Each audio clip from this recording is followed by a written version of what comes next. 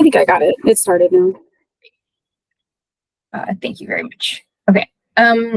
So on the first slide, I just wanted to kind of start every meeting with a reminder of our work group objectives. As you all know, we're here to talk about, updates to the value plans for 2026. We're going to be talking about cost sharing and about health equity. We will also be considering other suggestions for the value plans that have come up in the past. But specifically today, I just wanted to kind of flag that we will be talking about some plan features that we may or may not want to ask the actuaries to include when they draft the first round of designs. So depending on how the discussion goes here, I'll be taking some thoughts back to them and asking for that first round of designs. So moving on, the way we're going to approach today is by, after we get through some business, we're going to talk about some equity-focused plan features that other states are employing. We're also going to talk a little bit about how the value plans or the 2025 designs technically compare to higher enrollment plans in their medal levels. And then we're going to have a lot of time for discussion, and then we'll adjourn. So just to get the business out of the way, on the next slide, you all have approved the charter, so the charter is finalized, and then also our co-chairs were finalized. So thank you, Evelyn Bryant Ward and Emily Hodson, for being our co-chairs. Very glad to have them on board, and thank them very much for their willingness to participate. So moving on, I also shared the minutes from last meeting, and I have a motion here on the slide, but before a motion is called, I just wanted to see if anyone had any feedback. We can make changes to the minutes before finalizing them, if anyone has any thoughts. I see a thumbs up from David. Thank you. All right. Not hearing anything, which is good. Please do let me know if there are any changes that need to be made. Feel free to email me. Actually going back to the motion slide, hoping a co-chair or any member can make a motion to approve the minutes from the June 11th meeting. So moved. Thank you, David. I second the motion. Awesome. This is Thank Evelyn. you. Okay, great. Any opposed? Awesome. Okay. And minutes are finalized. But yeah, do let me know if anything comes up. Okay, so moving on to the content. So on the first slide, so I wanted to bring to you guys some ideas based on our discussion last time of how we should approach equity in the value plans. This conversation of, conditions versus services, a targeted approach versus allowing people the flexibility to manage their conditions using primary care. So to frame up this conversation about equity, just want to say, obviously, it's important that anything that we incorporate into the value plans, we want it to be specific to Maryland. One of the kind of most straightforward ways of doing that is by aligning with the statewide integrated health improvement strategy. So part of Maryland's total cost of care model, which is an effort to improve care and lower healthcare spending growth, are these goals for population health. So in addition to goals around hospital quality and care transformation, part of the total cost of care model and the statewide integrated health improvement strategy are goals for population health. Maryland has its own unique population, its own demographics. So this strategy addresses that. And on the next slide, I just have laid out the population health focus areas in the statewide integrated health improvement strategy. So the first one is diabetes, and obviously we're already addressing that through the diabetes cost sharing, reduced cost sharing in the value plans.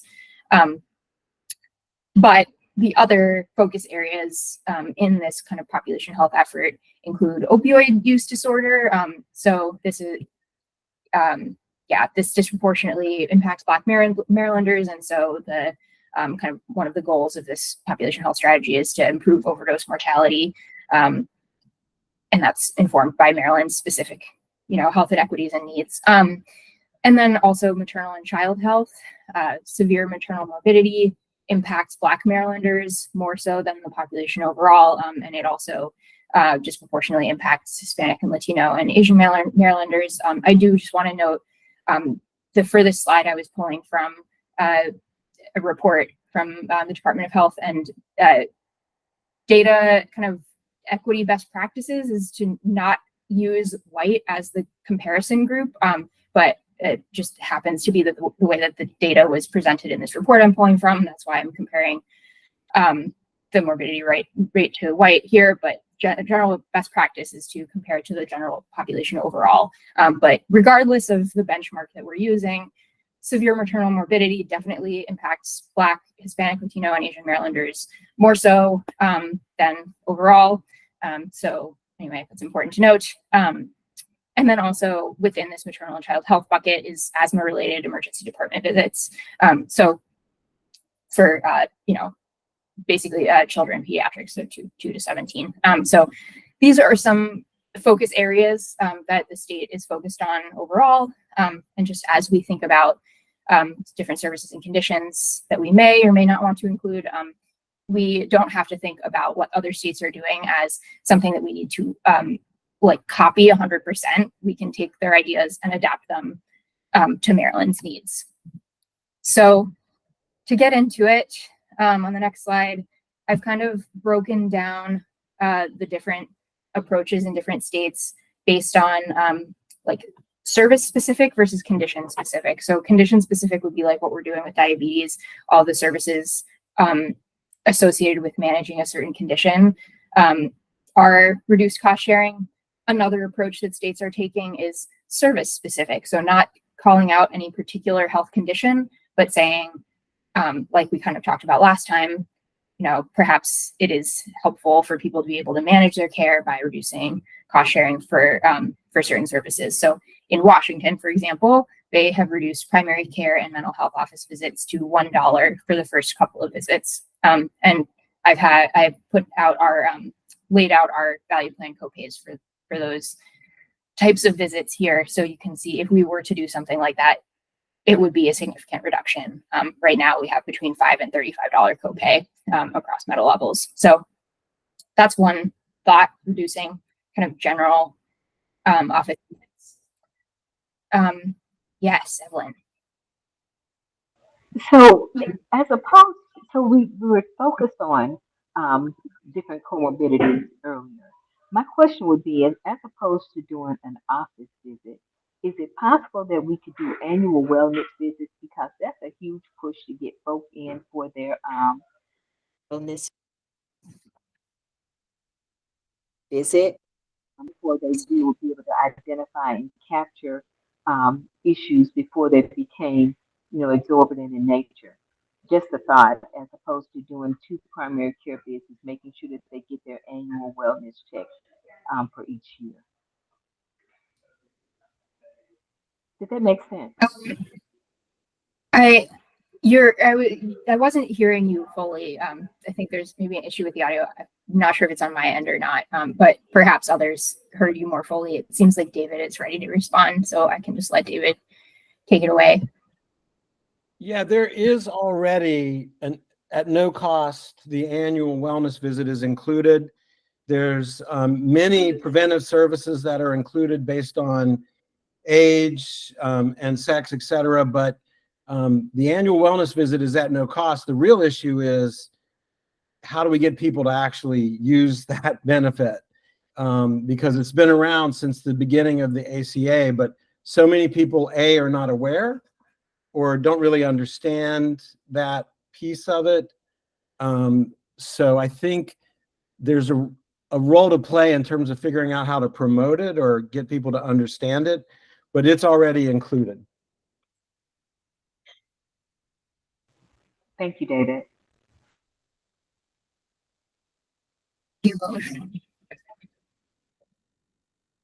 Moving on to the next state. So Connecticut picked a different service basically to reduce the cost sharing.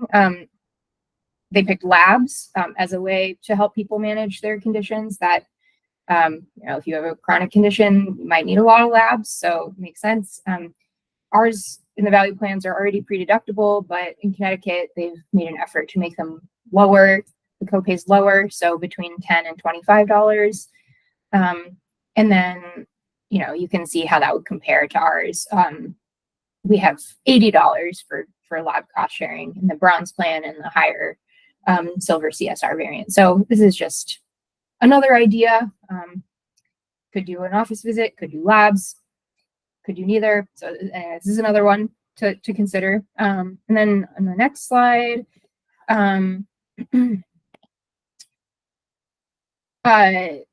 Colorado kind of does something similar to Washington with the office visits being reduced cost sharing, but they have a wider array of types of visits that they are reducing the price for. So in addition to primary care and mental health, they have pre and postnatal and substance use disorder visits, which I will note align with the Maryland's statewide health improvement strategy. Just happens to be the case. But this just gives you an idea of how to take a spin on the reduced cost sharing for office visits. And then moving on to kind of more condition specific, I may have mentioned this last time, but Washington, D.C., in addition to diabetes, like what we're doing, they have reduced copays for pediatric mental health, and that's visits and prescriptions. And then also on the next slide for cardiovascular and cerebrovascular care, which includes a suite of services. Lastly, I wanted to talk about Massachusetts, where they are reducing copays for certain drugs that are associated with conditions that have a disproportionate impact on communities of color. So they're doing medications for diabetes, including insulin, like we are, but they also have, free drugs for hypertension, for coronary artery disease, for asthma, and for various substance use disorder treatments. So I thought this was an interesting way of kind of combining the service-based versus condition-based approaches. It might not be as much of an AV impact to do something like this as it would be to do all of the services for a given condition. But and we have, I know, the Prescription Drug Affordability Board on the work group, so perhaps they've got some thoughts on that. But anyway, that's just kind of a sampling of what other states with standardized plans are doing in order to address health equity. Does anyone have any thoughts, just initial thoughts on any of that before I move into some more content? Okay, David? Yeah, I just want to point out that I think I would really benefit from some clinical guidance on some of these strategies.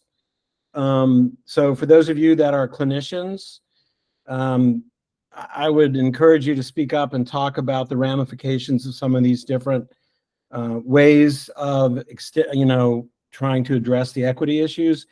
And then I just want to point out that the availability of substance use treatments is very difficult with private health insurance. It's much more readily available and easier to get for folks who have Medicaid. But for example, in my region, it is virtually impossible for somebody with private health insurance, either on or off the exchange, to get methadone covered, because none of the methadone clinics accept health insurance. And so when we think about addressing substance use in particular, I think we have to pay attention to what's actually happening on the ground. And like, as much as I would love to say we make methadone really cheap or whatever, it doesn't mean anything if there's no actual clinical access. So that's just my 2 cents on there, and I'm really happy to hear from the clinicians on some of these approaches. That's a great point, David. Thank you. Yeah. Nikki, did that raise any thoughts for you? Thanks. Yes.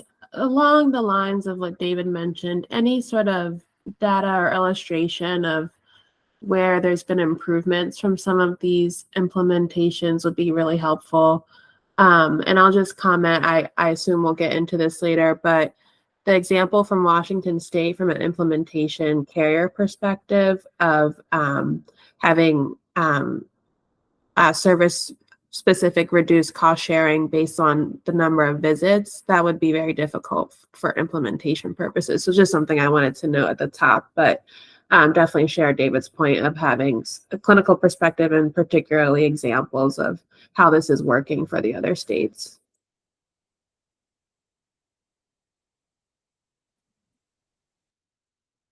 Great, thank you.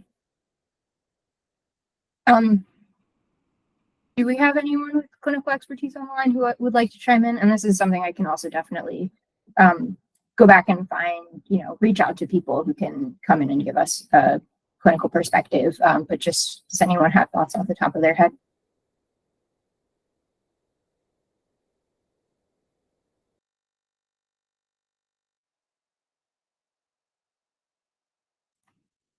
Emily. Hey, so I don't have a clinical perspective from a clinician point of view, but just thinking in terms of billing when we are talking about one of the perspectives being based on a diagnosis. If we have something that's based on a diagnosis that requires that the provider or the healthcare team is putting in that diagnostic code that gets them the coverage. And so I am also wondering about how feasible that is to go into each clinic and every place that is served by these healthcare plans to train the people in billing and to train those providers to be able to put in the right diagnosis or the diagnosis that has to come first in order for billing to even pick up that it should be covered under this specific value plan. So I think that's something just to consider too, because the possibilities of putting our hands in all of those seems that it would be difficult. Allison? Yes, thanks, Emily. I agree. That's been one of the challenges in our experience with the DC standard plans. It does require that the diagnosis code show up first in the primary spot for that cost share to apply. And as you can imagine, with comorbidities, there's always the risk that, for example, a diagnosis of diabetes could show up as secondary, and then they would not receive that $0 cost share. So I think that is one of the challenges that can create a poor member experience. As far as kind of my impressions from these slides, I think from an equity perspective, we would favor more of the service specific if we were to, test various options. For condition specific, it's just really difficult to hone in on, what is best from an equitable standpoint, because any condition we pick, well, there will be, multiple others where there are big differences and outcomes and health disparities.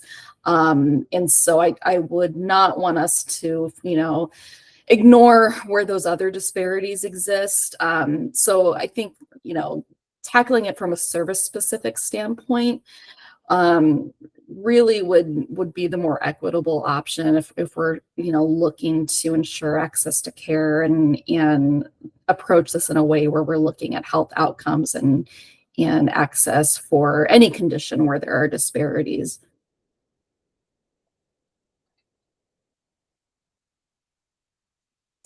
Thank you. Matt? Thanks, Becca. I think I just want to sort of piggyback on what Allison said. From what the feedback that I received from really quickly looking at the slides, and thank you very much for the slides in advance, Becca, it really helps, is that the DC approach to some folks has been sort of seen as sort of ineffective in addressing health equity. And also the results can be confusing for, I think, the consumer, because the differences in cost share and based on diagnosis code can be another educational challenge. And I think that from the carrier perspective, what we've seen has been more effective has been gravitating towards the service-specific reduced cost sharing approach. But I'm sure at some point, Lewis and Ellis, the team, will be giving us some options, and I would be really happy to look at those. But I think the service-specific reduced cost sharing also falls in line with what this, the policy approach that the exchange has taken in the past, and what this group would probably be more comfortable, I would expect, from the last couple of years of the discussion. So I guess that's just my 2 cents for now, and we'll certainly be getting more granular as we go on. But thanks for the opportunity, Becca. David? Yeah, I just want to, from a consumer perspective, I believe it's consumers understand the service side a little more readily than a lot of times. And just as my subjective experience with consumers is that they know they need X visit or a CT scan, or they need to get this and that, and they know it's because their doctor ordered it. But do they understand their own medical situation that well? Usually not. It's sort of a, like, I'm just turning all this over to my doctor approach. And the doctor says I need X, Y, and Z. And that seems to be top of mind for many of the consumers. And we often get consumers coming in trying to get health insurance because of a diagnosis and because they now know that they need to get services, right? And then I would just add the thing about the coding. Way back, I worked at a community health center where part of my job was to work with the billing folks to maximize the revenue for the health center by making sure we were taking advantage of all the coding opportunities for different situations. And what was helpful to me with that particular task was some of the carriers put out information that explained the proper way to code to get a certain result. Now, I would be interested in what carriers have to say about that, but it was very helpful to me in that particular job. Now, this was over 10 years ago. But it is really hard for billing offices to and then you get to the level of the medical assistants and the providers themselves, and everybody's got a different electronic health record system going. It's quite complicated in that, on that side of things. So that's just my 2 cents on that.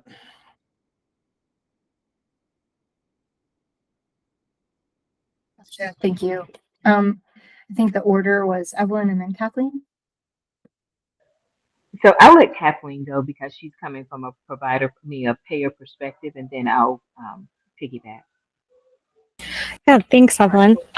So yeah, I think my perspective from the slides that we reviewed, I can't remember which state example it was, but whenever the state that had implemented lower cost for labs, I think that would be really appealing from the consumer standpoint, and especially from a health equity perspective, if we're talking about somebody with diabetes or somebody who may need regular blood work. I mean, I can see, a $10 copay for a primary care visit would be a lot more palatable, I'm sure, than, a surprise $80 lab fee. And I could see that being, a really big barrier for a lot of people.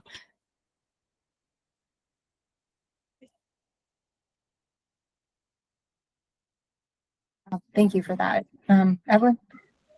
So from a coding perspective, because of all the value-based care plans that we have in the state of Maryland, and the state of Maryland is really, really pushing health literacy as well as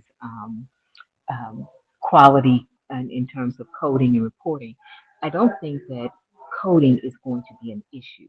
You can't code, if the patient came in for a diabetes checkup or a review of the A1C, that has to be the primary diagnosis because that's the purpose of the visit. So I don't think coding is going to be an issue in this issue, and especially, and I think health literacy also is not going to be an issue because patients are, we have, what do you call it? Um, all of the different patient surveys. Patient satisfaction is a huge component of quality and reporting now.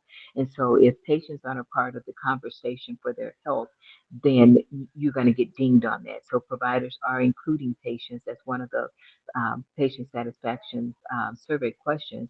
Did you feel included in your care? Did you feel like you were part of the decision making? So I don't think patients are going to be left out in that regard. And I do agree that, when you start looking at where we want to give the cost savings, it has to be where patients are feeling the most impact.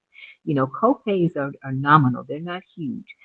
So when you're talking about office visits and reducing it to, $1, I don't think that's where they're going to have the biggest problem. I think it's going to be in labs and radiology when they're having to pay for those services. If there's an opportunity to assist with the cost, the co-payments for those, because, or co-insurance for those, however it works out, that would probably be the most beneficial, especially somebody with multiple comorbidities and chronic conditions. So just something to think about.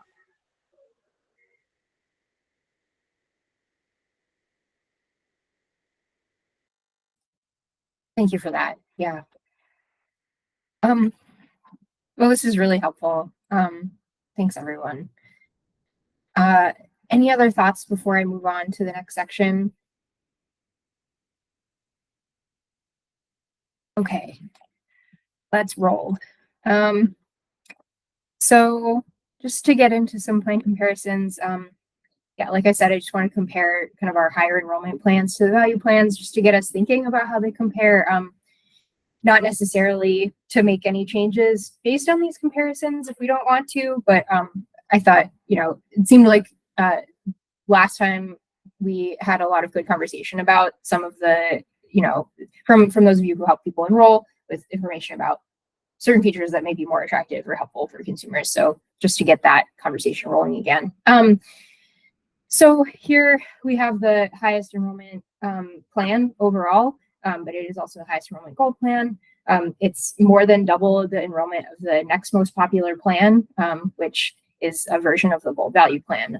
So it's, like I said, kind of tough to compare because the deductible is a little higher, but the other cost sharing is lower. So this is the problem that people face as they shop for plans in general. But we see that there's the free cost sharing for primary care in the higher enrollment plan and for generic drugs as well.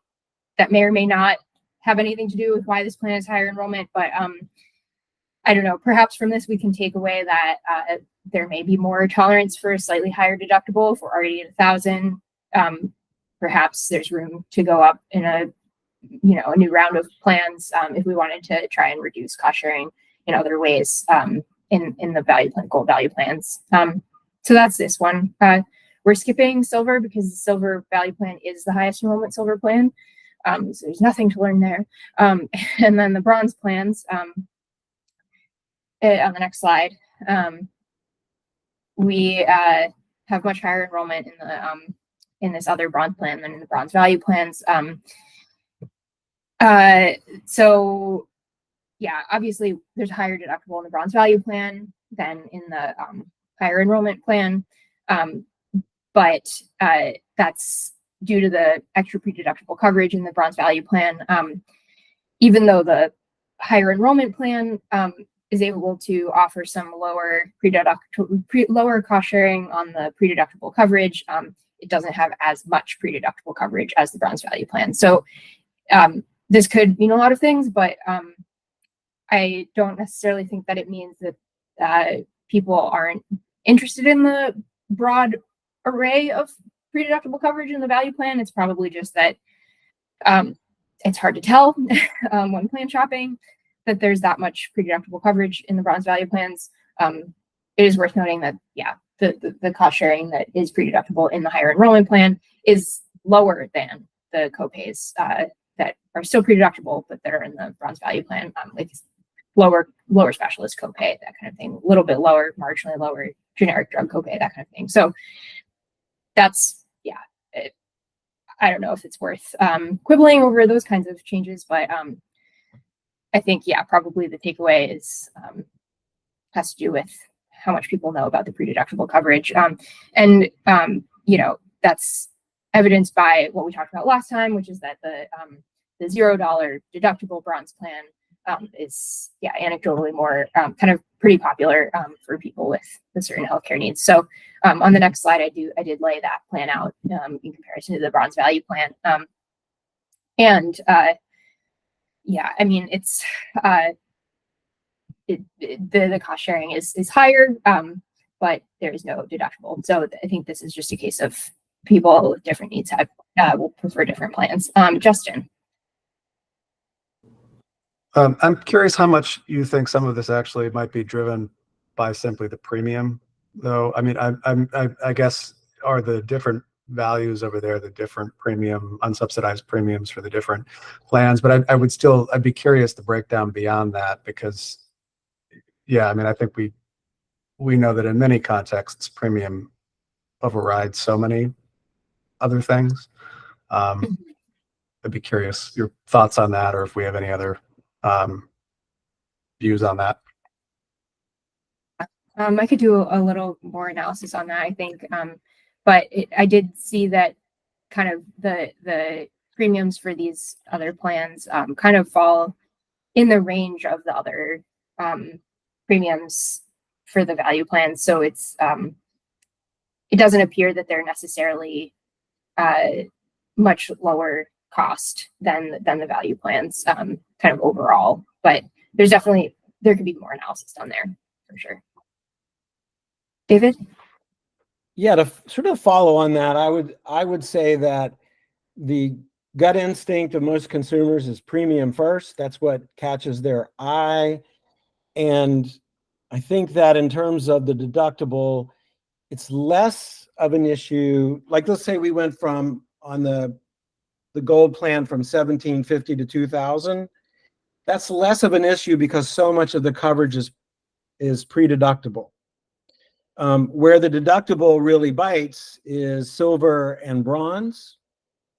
And the other thing that I keep thinking about, like in my region, we've seen a significant movement towards United Healthcare because the premiums are just straight up lower, right? Care First and Aetna, which are the carriers available in my region, are much higher priced than the others, than United. But the confusing part is both Aetna and United Healthcare just have an enormous number of plans in each metal level, and it's really hard for the consumers to wade through that.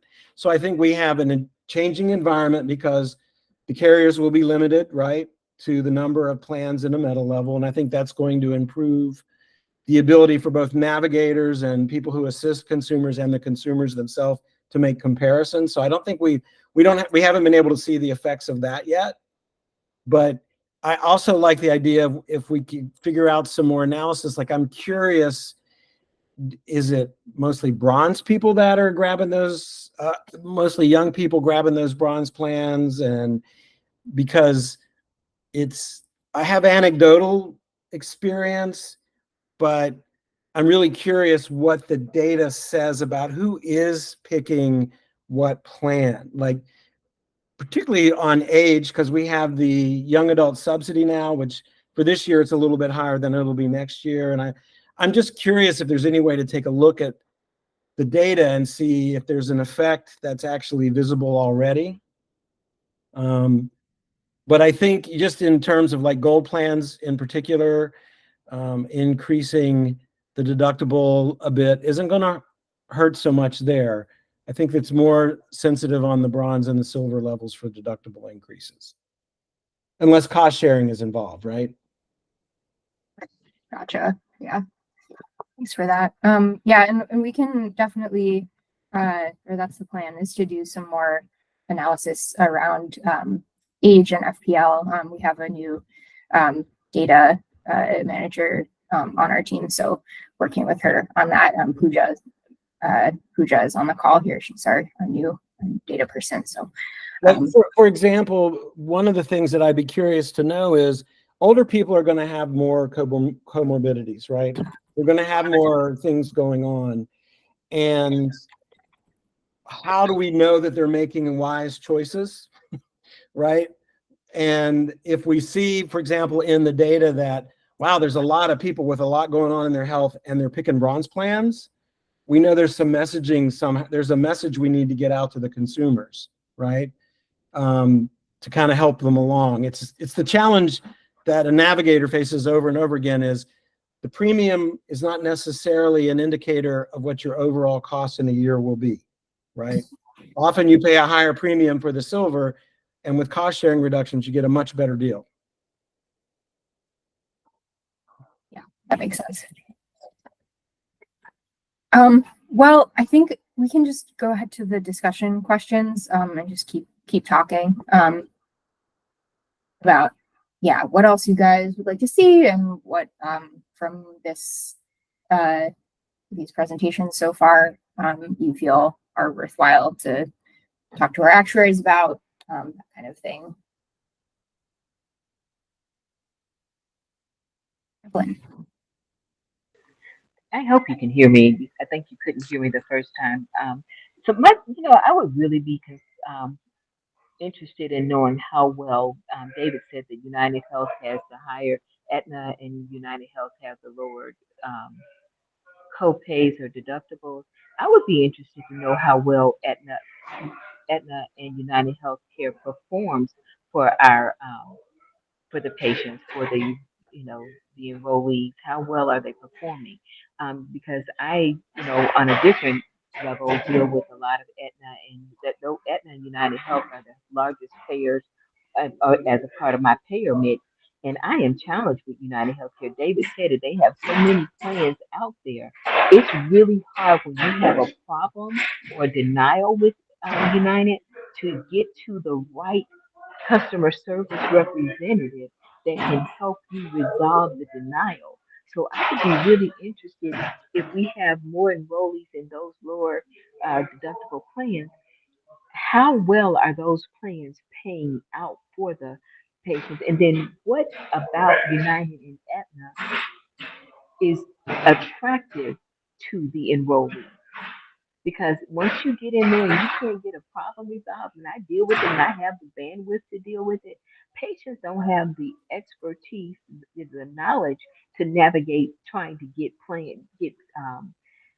service paid for. So, I know that's off topic, but that's alarming to me to think about that when I know what my experience is with a large number of folks that's able to navigate. They know how to answer the questions. They know how to dig into the denials and get it resolved and get the claim paid. Are our patients having a lot of claims that are unpaid with Aetna and United Health? If that's who they're largely enrolling with, that's concerning to me. And I'm sorry if that's off topic, but that's something that I would be interested to know how many claims are actually paid by those two payers.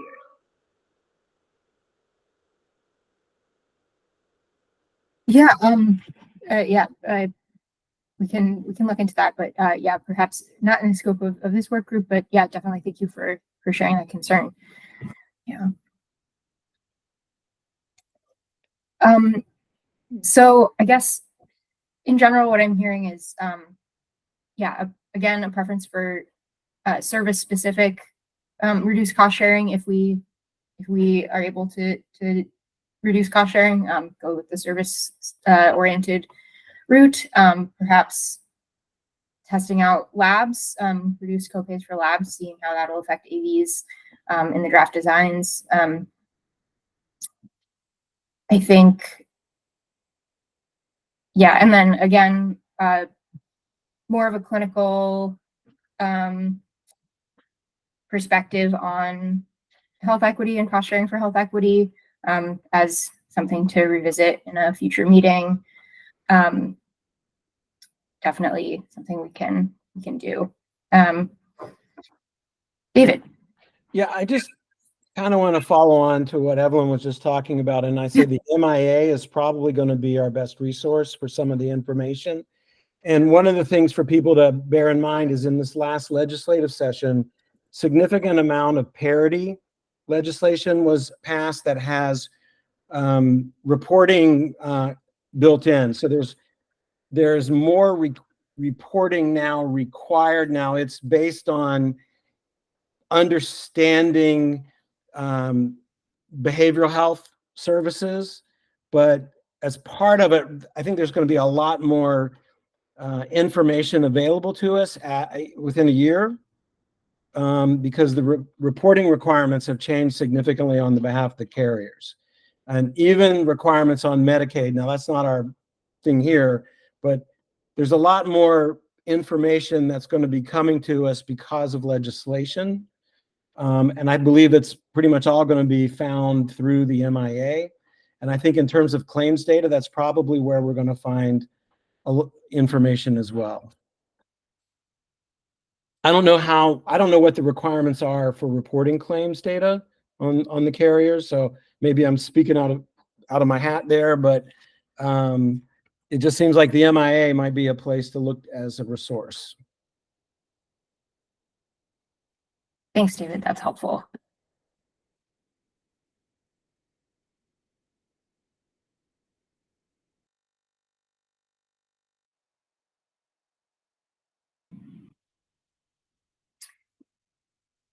Any other thoughts?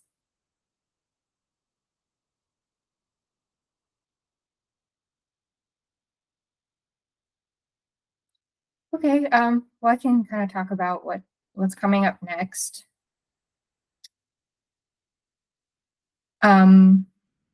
Well, I guess there's public comment as well. So I think most people on our work group members and are, have been free to chime in this whole time. But if there's anything else, public comment wise, anyone would like to raise?